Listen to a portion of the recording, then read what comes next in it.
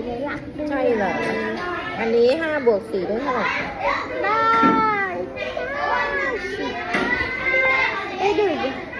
เอา5ไว้ในใจชูขึ้นมา สี่นิ้ว นับต่อจาก5แล้วก็ 6 7 8 9 10 11 ไม่ใช่เอา5ไว้ในใจ ชูขึ้นมา4 นิ้ว 6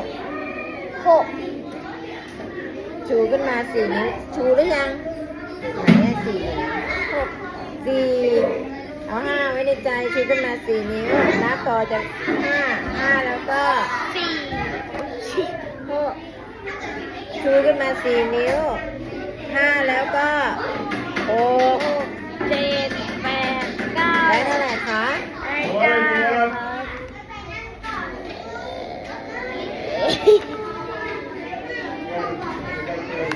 มันเขียนตัวเลข